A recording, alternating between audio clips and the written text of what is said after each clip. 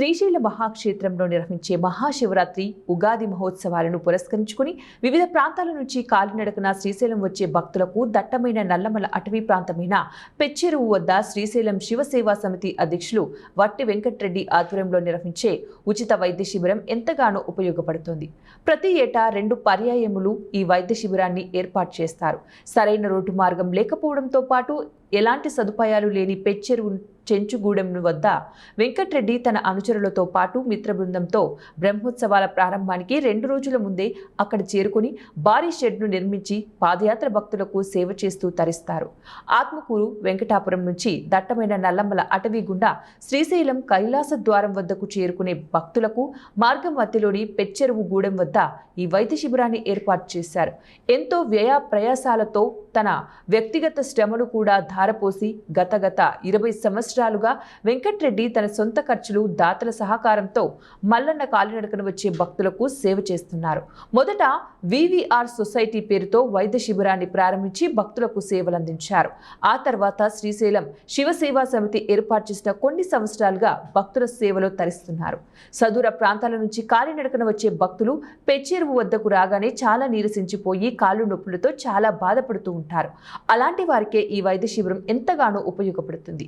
ఈ వైద్య శిబిరంలోని ఆయన అనుచరులు సైతం ఎలాంటి శ్రమ అనుకోకుండా భక్తులకు నిస్వార్థంగా సేవలు చేస్తూ భక్తుల అభినందనలు పొందుతున్నారు. ఈ వైద్య శిబిరంలో ఒళ్ళు నొప్పులు టాబ్లెట్లను ఇవ్వడంతో పాటు కాళ్లకు బొబ్బలు వచ్చిన వారికి శుభ్రం చేసి ఆయింట్మెంట్స్ను కూడా రాసి నీరసించిన భక్తులకు ఓఆర్ఎస్ ప్యాకెట్లు కూడా పంపిణీ చేస్తారు.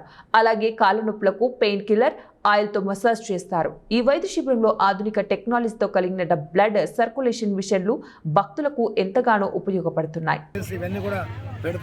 ఎందుకంటే అనాదిగా వేల సంవత్సరాల పూర్వం నుంచి కూడా ఎప్పుడైతే శైవ మతం ఏర్పడిందో అప్పటి నుంచి కూడా త్రేతాయుగం ద్వాపరయుగం నుంచి కూడా శ్రీరాముడు అలానే పాండవులు కూడా ఈ వనవాసంలో భాగంగా శ్రీశైలాన్ని దర్శించుకొని ఇక్కడ శివుడికి పూజలు చేసిన చరిత్ర ఉంది.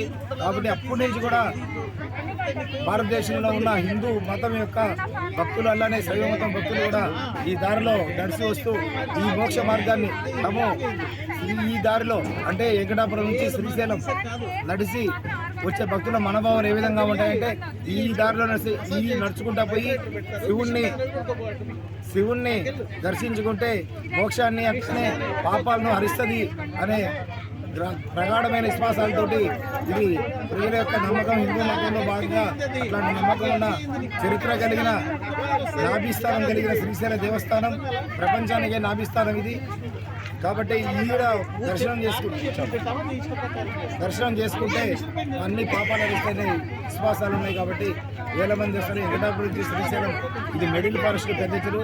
ఇక్కడ ఎటువంటి రవాణా సౌకర్యాలు ఉండవు. ఇక్కడ దీన్ని మేము ఫస్ట్ నుంచి కూడా 20